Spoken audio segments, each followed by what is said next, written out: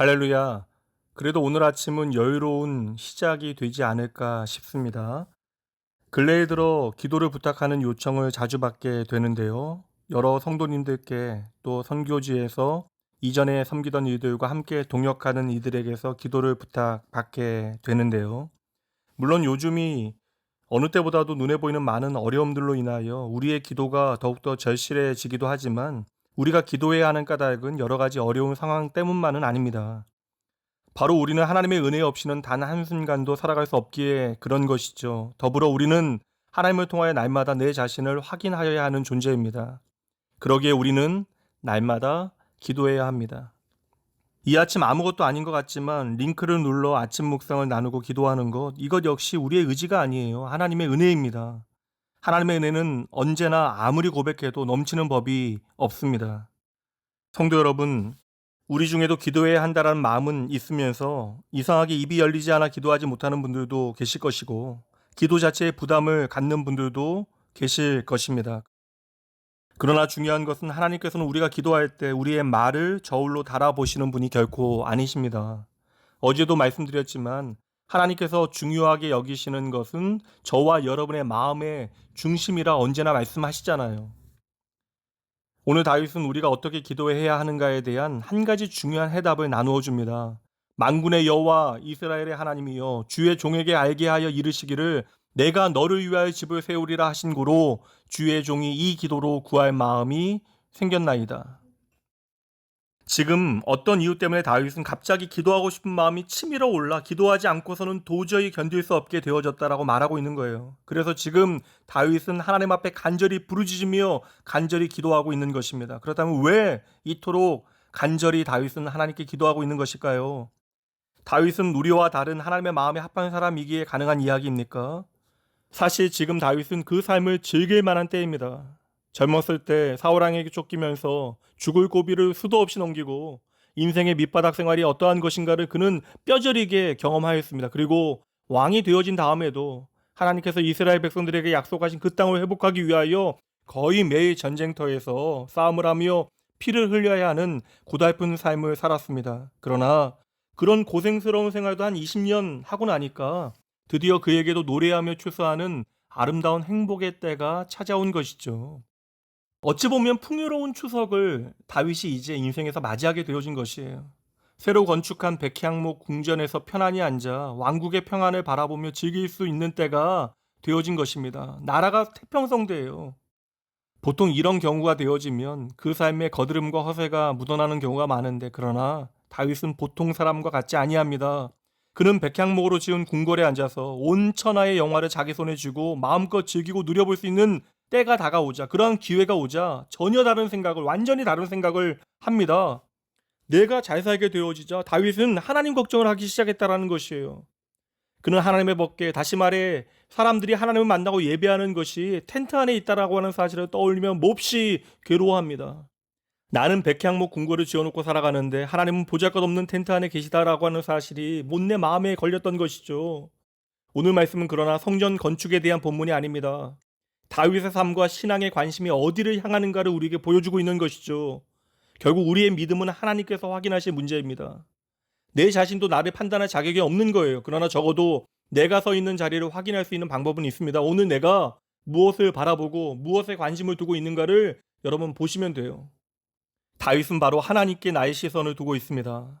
다윗은 평안한 삶 가운데 안주하며 자기 만족만을 추구하며 즐기다가 자기 인생을 마감하고 싶지 않았던 거예요. 이런 삶이 코람데오 하나님 앞에서 사는 삶입니다. 그리고 요사이 주일에 나누는 믿음의 선배 요셉의 삶이 바로 코람데오의 삶을 우리에게 보여주고 있죠. 여러분, 하나님 앞에서 사는 삶이라고 하는 것은 다른 것이 아닙니다. 하나님을 잊지 않는 거예요. 그 은혜를 기억하는 것입니다. 하나님의 은혜를 잊지 않고 기억하게 되어질 때 우리는 감사하게 되어지고 찬양하며 예배할 수 있게 되어지는 것입니다. 다윗은 지금 내가 이만큼 복을 누리게 되어졌는데 이제는 어떻게 나의 삶을 살아갈까? 하나님을 위하여 내가 무언가 해야 하지 않을까? 모든 일이 형통하고 시간적으로 또 경제적으로 여유가 생겼는데 이제는 어떻게 하나님을 기쁘시게 해야만 할까? 내가 이제는 하나님을 기쁘시게 하는 일에 전념해야 되겠다. 이러한 생각을 하게 되어진 거예요. 가난하고 바쁠 때 마음은 있었지만 할 수 없었던 일을 해보고자 마음을 먹는 것입니다. 그 일이 무엇이에요? 바로 하나님의 성전을 짓는 것이죠. 다윗은 일반적인 사람들과는 완전히 다른 생각의 틀을 가지고 살아갑니다. 일반적으로 사람들은 잘 살게 되어지면 자기 생각 먼저 하게 되어지는데 다윗은 오히려 하나님의 생각을 먼저 하고 하나님의 집을 짓겠다라고 마음 먹었던 것입니다. 여러분, 이것은 결코 쉬운 일이 아니에요. 정말 모든 상황과 환경 가운데 내 자신보다 하나님을 먼저 생각하는 삶을 사는 것은 결코 쉬운 일이 아닙니다. 그리고 하나님께서는 다윗의 그러한 마음을 보시고 매우 흡족해 하셨던 것이죠. 그러나 하나님께서는 전혀 기대하지 못한 응답을 나단 선지자를 통하여 주십니다. 다윗을 통하여 성전을 짓지 않고 아들을 통하여 짓겠다라고 하신 거예요. 그래도 다윗은 실망하지 않습니다. 그리고 기도하는 가운데 자신이 하나님께로부터 받은 약속의 말씀을 고백하는데 그것이 바로 오늘 말씀이에요. 만군의 여호와 이스라엘의 하나님이여 주의 종의 귀를 여시고 이르시기를 내가 너를 위하여 집을 세우리라. 이 얼마나 기가 막힌 일입니까? 다윗이 하나님의 집을 세우려고 하자 하나님께서는 다윗의 귀를 친히 여시고 다윗의 집을 세워주시겠다라고 약속하시는 것이에요. 그리고 그 뒤에 이어지는 말씀을 보면 다윗의 이름을 존귀케 하시고 다윗에게 평안을 주시고 그 아들을 통하여 그 나라를 견고케 하시겠다 약속해 주십니다. 그리고 마지막 약속이 내가 너를 위하여 집을 세우고 영원히 너의 집을 지켜주겠다 말씀하세요. 참으로 어려운 시절을 보내면서 이 하나님의 약속의 말씀을 읽으며 콧날이 시큰해졌습니다. 성도 여러분, 이 말씀이 어떻게 다윗에게만 해당되어지는 말씀이겠습니까? 이 말씀은 동일하게 오늘을 사는 저와 여러분에게도 적용되어지는 하나님의 약속의 말씀입니다. 그렇다면 우리도 다윗처럼 하나님의 집을 세우겠다라는 소원만 가지면 되는 거예요. 그 말씀이 신약에서는 마태복음 6장 33절 말씀, 너희는 먼저 그의 나라와 그의 의를 구하라. 그리하면 이 모든 것을 너희에게 더하시리라. 먼저 그의 나라와 그의 의를 구하는 것은 다른 것이 아닙니다. 어떻게 하면 하나님의 이름을 영화롭게 할까? 어떻게 하면 하나님을 기쁘시게 할까? 하는 것을 먼저 생각하는 것. 지난 주일에 나눈 대로 이야기하면 하나님이 기뻐하시는 일을 하는 것입니다. 이것이 바로 하나님을 먼저 생각하고 하나님의 집을 짓고자 하는 사람의 마음가짐이죠. 다시 말씀드릴게요. 하나님께서 보시는 것은 언제나 그 마음의 중심입니다. 성도 여러분, 우리가 이와 같이 하나님의 집을 먼저 세우려 하면 하나님께서는 다윗의 집을 세워주시는 축복이 우리의 축복이 되게 하실 것입니다. 그러므로 절대 순서를 바꾸지 말아야 합니다.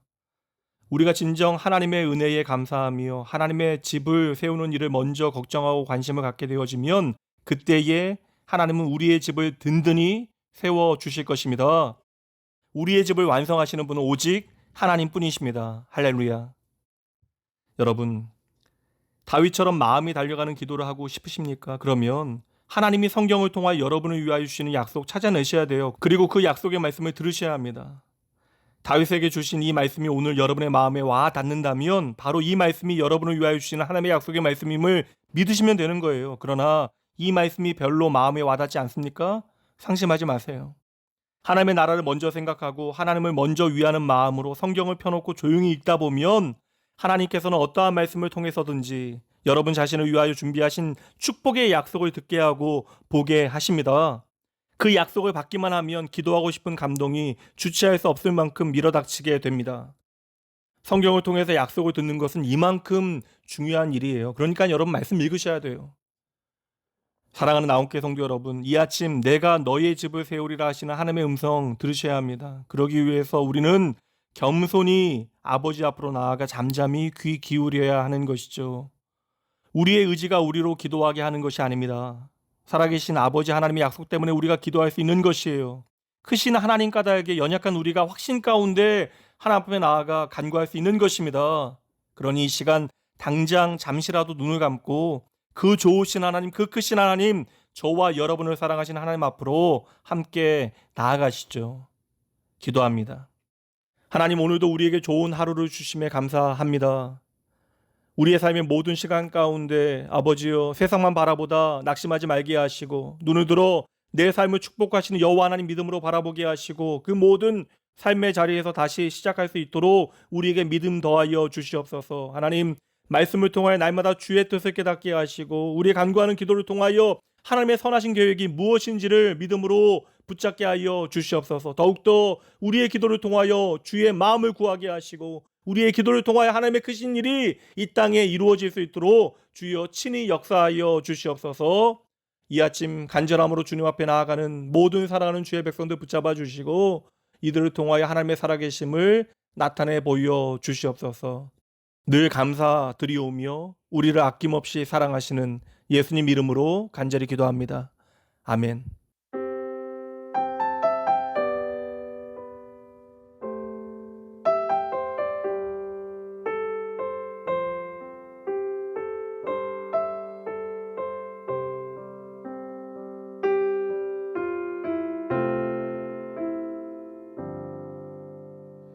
주를 바라며 구한 모든 것 꺼낼 수 없는 마음도 주님 듣고 계시네.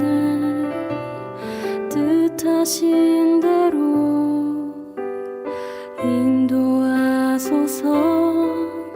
언제나 주님 따르며 그 곁에 거하리라. 주와 함께한 고백 내 삶에 채우소서. 나를 향하신 주님의 마음 담아주소서. 주의 품으신 계획 온전히 이루소서. 나의 삶의 결이 주의 길을 담게 하소서.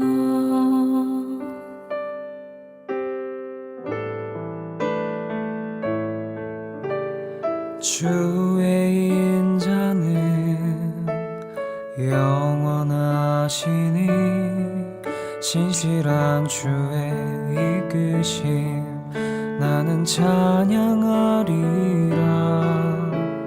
모든 시간을 주께 드리네. 한 걸음 내디딘 삶을 나의 주께 드리네. 주와 함께한 고백 내 삶에 채우소서. 나를 향하신 주님의 마음 담아주소서. 주의 품으신 계획 온전히 이루소서. 나의 삶의 결이 주의 길을 담게 하소서.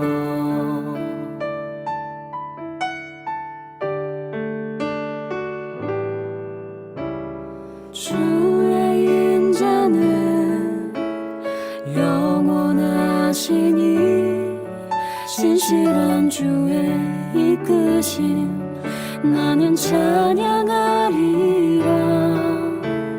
모든 시간을 주께 드리네.